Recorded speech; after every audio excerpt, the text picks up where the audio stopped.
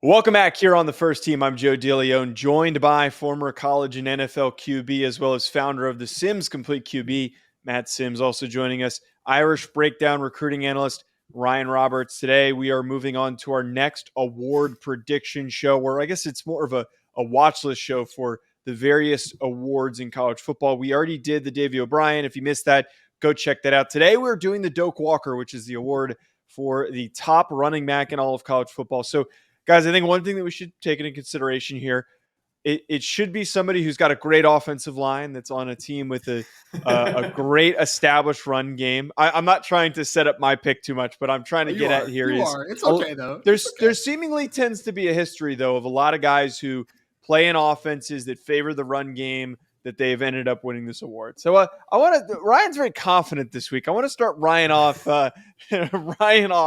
with his first pick. Who do you got? I got Raheem Rocket Sanders, who's he's very used to being on this show, right? Like he's not a stranger to being mentioned on the First Team podcast show.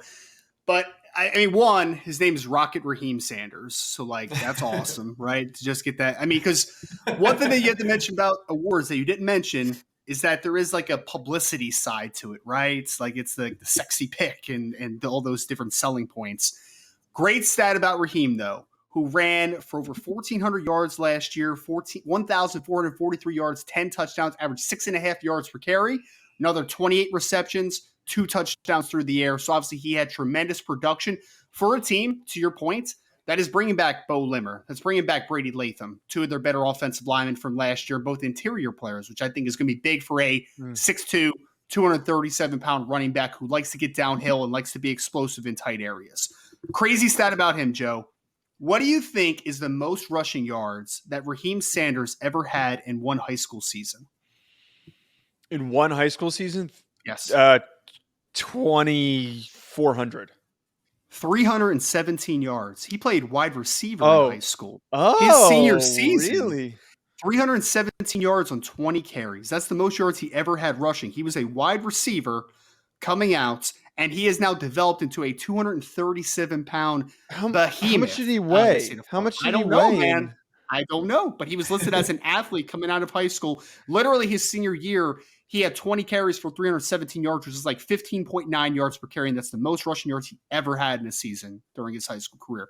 All that to say is, my guy is still growing into the running back position. He's still getting better. He was first team All-SEC last year, 2 years removed from playing wide receiver on the high school level.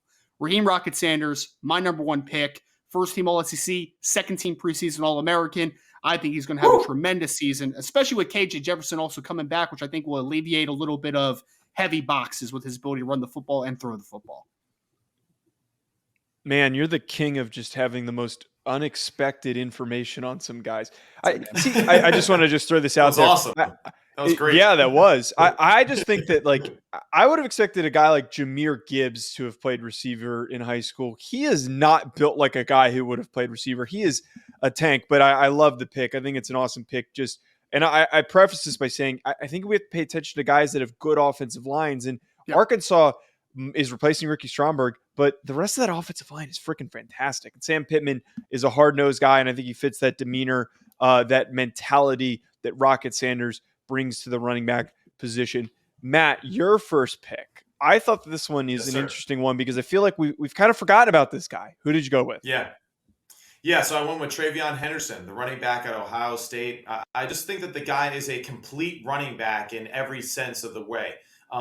One thing that I think Ohio State doesn't take advantage of enough with him is his ability to catch the ball out of the backfield. That's something that we don't really see a ton out of their offense and what's being asked of them from their quarterbacks in that position at running back. But the dude definitely has that ability to make plays outside of the pocket, to be a great pass catcher. I think Travion Henderson is a very good physical runner. He's not a guy that imposes his will all the time, but he runs and falls forward every time. And that's always a positive when you're a running back. I think his ability to see and anticipate cuts is above a lot of other players that, potentially could be up for this award this year. I think his vision, his cutback ability, his ability to jump cut and make quick, decisive decisions in the pocket is very impressive. his ability also to be patient while he's running with the football, I think is one of his greatest attributes, especially when you're playing against these Big Ten, big trench fronts, being patient and then finding your gap as the gaps continue to open up, as the game continues to wear out the defenders. That's where he is going to make his mark this season. I just think that this is a big year for him because with a young quarterback, despite the fact of their wide receiver core being one of the best in the country, I still think that with a young quarterback that is getting acclimated to being the number one guy in a Big Ten setting, I think Kyle McCord in that offense will rely on Henderson a little bit more this year than they did a year ago with a very experienced, savvy veteran of C.J. Stroud leading the helm. So now younger quarterback, younger offensive line, but what they're going to do, they're going to be patient with the run game. They're going to help their quarterback develop a good play action pass game off of being physical at the line of scrimmage, at the line of attack. And I think Trayvon Henderson has a fantastic year and gets back more to the productivity that he had his freshman year when he almost rushed for 1,500 yards on almost 200 carries his freshman year. So was asked to do way more as a freshman than he was as a sophomore. Expect them to go back to the well and kind of treat it a little bit more like he did his freshman year, get a little bit more productivity out of Henderson. Well, I think they really need to lean on the run game a lot more because, to your point, Matt, they're a young quarterback, a very talented one, if it does end up being Kyle McCord. But the real big advantage you have is that defenses are going to look at Marvin Harrison Jr., they're going to look at Emeka Egbuka, they're going to look at Julian Fleming, Carnell Tate, Brandon Ennis, all these wide receivers, and they're going to say, you know what, like I'll take my chances with the running backs in the backfield. And Trayvon 2 years ago looked like the easy front runner to be the first running back off the board in the 2024 NFL draft. Obviously, he has his sophomore slump due to some injuries. If he's able to come back and be healthy, there was a reason at one point he was a 5-star coming out of the state of Virginia and a freshman All-American. It's all about staying healthy, and if he does, I think that he's in tune for a big season. I would agree. I also think the funny thing, too, with him is that first year, it was the first year of C.J. Stroud, so they relied on Henderson a lot. They relied on him a lot to take that pressure off of C.J. Stroud, and he has that miraculous first season, and he gets hurt. We kind of forget about him a little bit, and here he comes back, hopefully fully healthy, and he's back to that same situation where it's a new young quarterback who's taking over. It's his first time, and I totally agree with that. They're going to want to use him to relieve that pressure. Even if the offensive line is starting from scratch and there's some concerns there, they're going to lean on a guy like him and also Mayan Williams to carry that load, carry that, that water to relieve that pressure from Kyle McCord this upcoming season. My first pick is another Big Ten guy, and Ryan was pushing back on this, but I was trying to get creative with these picks. I feel like it's which Ryan hates that I'm being creative with this. My first pick is Donovan Edwards. Just own it, Joe. We love you all the same.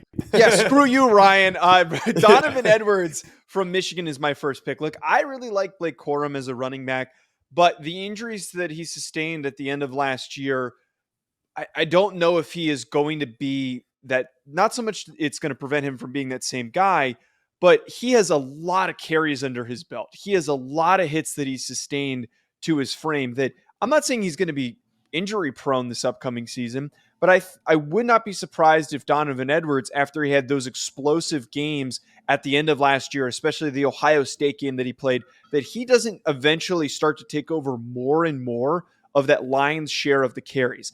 I also think that like the big first thing here, there's some other offensive lines in the country that I think have young guys that need to step up before that they can establish themselves in that top offensive line conversation. But I'm going to pick the team that returns a lot of those guys that won the Joe Moore Award last year as the best offensive line in the country. So if a team like Michigan, who I have picked to win the Big Ten, I have said on other shows that I think that Michigan is going to go to the college football playoff once again because they're the most veteran team in the country coming back this upcoming season. You can roll your eyes at me, Ryan. I didn't roll my eyes. I didn't roll my eyes. I watched you roll your eyes. I watched you roll your eyes. There is so much truth to that statement. And if they're going to get back there, it's going to be because they're running the ball as effectively as they did last season. I think that J.J. McCarthy is important in this conversation, but a lot of their success is going to be from running the football. And I'm taking a bit of a shot here, a bit of a risk, saying that Donovan Edwards will be the lead back and not Blake Corum. I know that it's a little bit of a hot take, but those are my thoughts. Well, I don't think it's really a question of who's the lead back or not. I just think that they're going to eat into each other's touches, though. I mean, last year, Blake Corum ran for 1,400 yards. Donovan Edwards ran for almost 1,000. I mean, that's all my pushback is. It's nothing about Donovan Edwards. I actually think, and this is more the NFL draft evaluation side of this conversation, I think Donovan Edwards might end up being the better player than Blake Corum. I wouldn't be shocked. Yeah. But we're talking about Blake Corum coming back. He was the bell cow last year, and we wouldn't be even talking about Donovan Edwards if he did as much if he did not get injured. And I think that if he's coming back healthy, I would imagine it'd be more closer to a 50-50 split of the carries than what it was before Blake Corum got injured last year. But I just think that when we're projecting these awards, it's the Bijan Robinsons of the world, right? The unquestioned workloads, the guys that are going to touch the ball 70% of the running back snaps. And I'm just not sure that Donovan Edwards is going to quite have that workload, which is just my pushback. That's all. Mm-hmm. To be fair, just throw this out there. We did have a guy like Kenneth Walker who won it 2 years ago, and I don't think any of us really thought that a guy like Kenneth Walker would take over as many carries and command as many carries as he did, and he ended up doing that. So, I don't know. I'm just trying to get creative. I also think that there's not a lot of guys that I think have solidified themselves as like this is the premier guy also with a lot of the other criteria we look for. So, again, I'm trying to get a little creative. Maybe it's a little bit too creative. No, it's okay. And honestly, the state of the affair right now of the running back position and how, our whole social media, how the NFL values it, how we're valuing it in college football down too, for whatever reason, just the stock of that position is just slightly down, despite the fact that it being probably the most important position when you have a really good player there on your team. It seems like the whole offense revolves around that guy. Especially in college. So we're just in this really weird purgatory state right now where we're just being super disrespectful to some of these great athletes at the most important position on the football field. Second most important position. Running backs don't matter. Running backs don't matter. I mean, come on, man. Come on. And honestly, at the end of the year, I wouldn't be surprised if we have both Michigan running backs that are actually qualifying to be up for this award. I mean, it really wouldn't shock me if they both run for over 1,000 yards. They'll probably both be in the NFL draft if nothing else. So and nothing else for sure. Yeah. I mean, but it's possible because Harbaugh loves running the ball and he loves controlling the front. So it's not too far-fetched to think that both of them can't eat and be productive. I agree. The other piece of that too is there's also very, very, very strong likelihood that out of the 6 guys that are being discussed on the show, not a single one of them is in the conversation. There's just always that possibility that ends up happening.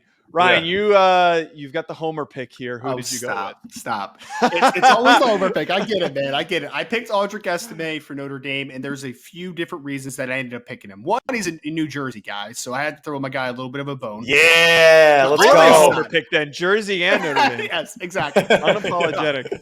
If anybody has seen a picture of Audric Estime, this young man is an absolute tank. 5'11 and a half, 227 pounds. But the real reason that I'm picking him is based upon the momentum that he was carrying at the end of the season.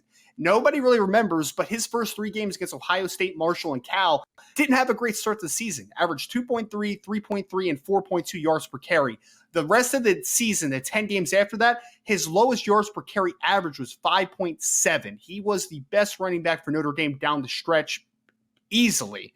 At this point, average 7.9, 6.9, 7.1, 5.7, 6.2, 5.8, 6.1, 6.5, 7.2, and 6.8. Almost 1,000 yards rushing last year while carrying the load with Logan Diggs, who, by the way, transferred to LSU this offseason. So there's going to be touches, 165 from Logan Diggs, over 100 from Chris Tyree, who moved to wide receiver. We're trying to replace 265 touches running the football in this offense.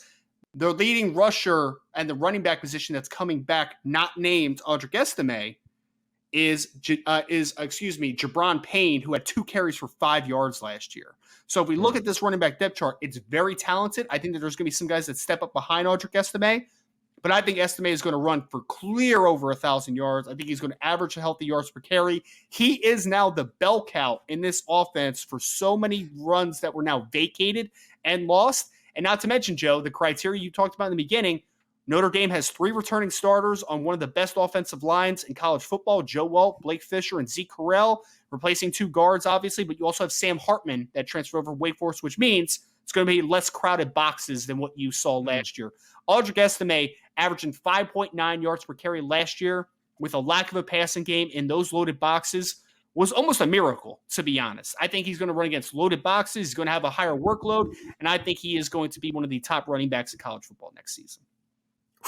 Let's go. Jersey, Notre Dame. It's got everything, and I love it. Oh, man, I love the energy there, Matt. I will also say here and it's kind of hilarious, by the way, when I say that is a homer pick, because I think I might actually be a bigger Notre Dame homer than Ryan is. I just am not as vocal about it on the show because I'm tired of getting called one. But here's one thing I will add into this. Yes. Notre Dame's receiving room sucks. So they're going to need to run the football. It's going to be seriously. To be honest, it has been inconsistent, and I think that the way that they're going to live and die on moving the football is by running the ball, and they did that last year. And maybe Jared Parker is going to have a different philosophy. I highly doubt it. Again, to your point, I agree with the idea. I don't think the all-time leading passer in ACC history came to Notre Dame to hand the football off every play, Joe. They're going to run the triple option with Sam Hartman. Yes. You watch. Okay. They're going to run the triple option. All right. Matt, who's your second pick? Sam Hartman transfers to Air Force the day before the season. All right, so now my pick, I've really been, I don't know what it is, but I am just so just drawn to this Florida State football team this offseason. I feel like every time that we go for a pick here, I'm going to Florida State, but I'm going with Trey Benson. I think Trey Benson is poised to have a really big breakout season among all the other players that are on the Florida State roster right now because of the big expectations that they have this year in the ACC. I really think that Trey Benson has that home run ability to just score from anywhere on the field. The guy has a track like just out of the blocks ability to go from 0 to 100 immediately. I think that Trey Benson is a really good job of seeing and cutting. He's awesome in open space. He's almost really difficult to take down when he's in open space. He's fantastic in the screen game, and definitely something that I see Florida State doing more so with him and getting their offense on track and staying on schedule as much as possible, because when he has the football space in the screen game, in the run game, on the kick return possibilities, this guy can really have just a game-breaking ability for this Florida State offense. This is a guy, too, that's projected for next year's NFL Combine to be able to run a sub 4.4, so he has that quickness. The one thing that I think is a little bit of a detriment to him is that he moves so damn quickly that he actually misses the proper cuts every now and then. And that's okay. That's a good problem to have when you're that fast. But I'm picking Trey Benson, Florida State. I think he has a breakout year. He averaged, 6.9 yards a carry last season. I think he finished the year with just under 1,000 yards for the season. Expect him to go over that 1,000-yard mark this year, and expect that yards per carry to stay relatively the same despite getting more of a workload this season. Yeah, he's going to get much more of a workload because Trayshawn Ward, their backup running back, almost also ran for 1,000 yards last year. He transferred to Kansas State this offseason. So more of the workload is going to go to Benson without question. You also have a experienced offensive line coming back. Alex Atkins, the offensive coordinator, is also an offensive line coach. So I love that pick, man. Me and Joe, we've talked about Trey Benson, I feel like, a lot, not only on this show, but just kind of texting back and forth. Fantastic football player. So I'm with ends. Jordan Travis, dual threat quarterback, will take some eyes off of him in the read option game as well, which will be a big help. Oh, I love it when Ryan supports my picks because then I just feel that much better about them. Yes. Thank you, Ryan. Because Ryan only supports his own picks. That's usually That's right. That's right. That should be the tagline of the show is Ryan's thoughts versus everybody else. If there was no threat to get demonetized, I would flip you off right now, but we can continue. Okay. Good point. To wrap up the thoughts on Benson, I think that he checks every single box because, not only was he an explosive player, first of all, he's got the build of a workload heavy back, a guy that can take 250 plus carries, but he deceptively has just really good explosiveness in and out of his cuts, as you talked about. fantastic athlete. But the big thing here is their offensive line, they bring back important players, but they also had a really good transfer portal haul with a bunch of sneaky players that are going to be boosting the run blocking capabilities of this group. So I'm always going to support that Trey Benson pick, and I'm glad that he was included on this. My pick, and the frame you were talking about is 6'1", 215 pounds. So that's a pretty big running back running down the field. Big dude, and he's going to get a lot of touches with Ward gone. My pick, and Ryan also didn't like this one, but I'm going to push this out there. I love Nick Singleton from Penn State. 6 foot 224 is what he's listed at. Last season, he rushed for over 1,000 yards and 12 touchdowns and a 6.8 yard per carry average. He produced that production with only 156 total carries. And I think the big number for me is that he's got all these long explosive runs that got him up to that yards per carry average. And then also he had 12 touchdowns with under 200 carries. That's pretty crazy to me. He's also got an impact in the run game. I don't know if they do the whole Saquon Barkley thing where he's also a kick returner for them. I don't know why you wouldn't do that, because he is a home run threat every single time he touches the football. That offensive line is strong. They have been run reliant in the past, but let's be honest with ourselves. They have not had a guy this explosive since Saquon Barkley. I'm not saying he's Saquon, but he's got that home run threat ability that plays into it so well. If he goes for 1,200 yards, which he's going to get more carries, he's going to improve. I know that he's not the only running back in the room, but I don't know how you don't give him most of the carries. But a lot of times with these awards, which is always important, not only do we go with the guy who has got the gaudy stats at the end of the season, but like any award, we go with the guys whose names pop up every single week in the highlights. Who gets brought up for having an 80-yard touchdown and leading them to a victory when we're writing the post-game reports. These media members love to pick guys who they keep saying their names because they're just a human highlight reel. And I think that we get exactly that with Nick Singleton. Well, Joe, I would say this, and this, again, the only slight pushback I have, because I think that we could live in a world where after the 2023 season, we're all like, Nick Singleton's the best running back in college football, just in general. I think that world very much exists because he is incredibly talented. But he shares the workload, obviously, with Katron Allen. And then the other thing, though, is that I think Drew Aller is going to be – there's going to be more on his plate as far as throwing the football around than there was with Sean Clifford. But I will say this. It's no pushback to the talent. Could we live in a world, again, where Nick Singleton wins the Doak Walker in 2023?